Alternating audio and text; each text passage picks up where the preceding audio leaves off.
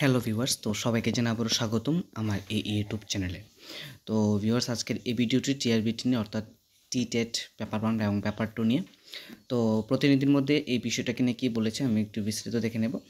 তো উপরে বলেছে টিআরবিটি অফিসে ফের বিক্ষোভ, ট্যাট পরীক্ষা দিতে বলেছে। আবারও টিআরবিটি অফিসমুখী হলো ট্যাট পরীক্ষার্থীরা। মঙ্গলবার ট্যাট 2 পরীক্ষার্থীরা দিনভর আন্দোলন করেছে টিআরবিটি অফিস চত্বরে।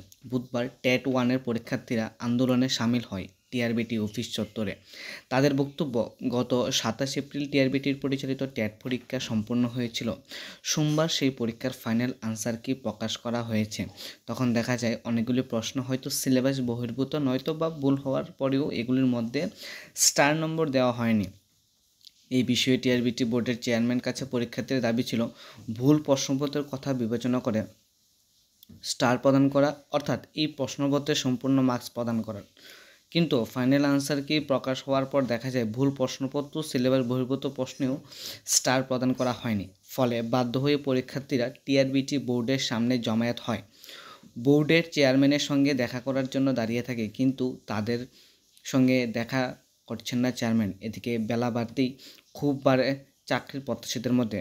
তারা টিআরবিটির মূল ফটক বন্ধ করে আন্দোলন চালিয়ে যায়। শেষ পর্যন্ত পুলিশ এসে পরিস্থিতি নিয়ন্ত্রণে আনে। আন্দোলনকারীদের দাবি ভুল প্রশ্ন ও সিলেবাস বহির্ভূত প্রশ্নের প্রাপ্য নম্বর তাদের দিতে হবে। তো বলেছে প্রথমে যে টেন্টেটিভ আনসারকে প্রকাশিত হয়েছিল তখন এর মধ্যে অনেক প্রশ্ন সিলেবাস বহির্ভূত ছিল প্লাস ভুল ছিল। তো টিআরবিটি বলেছিল যে এটা যতগুলি প্রশ্ন সিলেবাস বহির্ভূত আছে এবং প্রশ্ন ভুল আছে সবগুলি স্টার মার্ক দেওয়া হবে, ঠিক আছে। তো এরকমটা কিছুই হয়নি।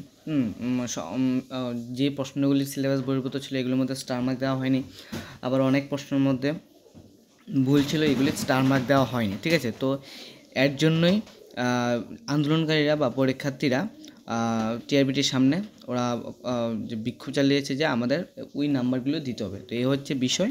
তো ট্যাট 2 পরীক্ষা নিয়ে যদি কোনো আপডেট আসে আমি তোমাদেরকে অবশ্যই দিয়ে দেবো। তোমরা আমার চ্যানেলটাকে সাবস্ক্রাইব করে রাখো। এখনও পর্যন্ত কোনো আপডেট আসেনি নাম্বার বাড়বে কি না, ঠিক আছে। তো ভিডিওটি দেখার জন্য অসংখ্য ধন্যবাদ।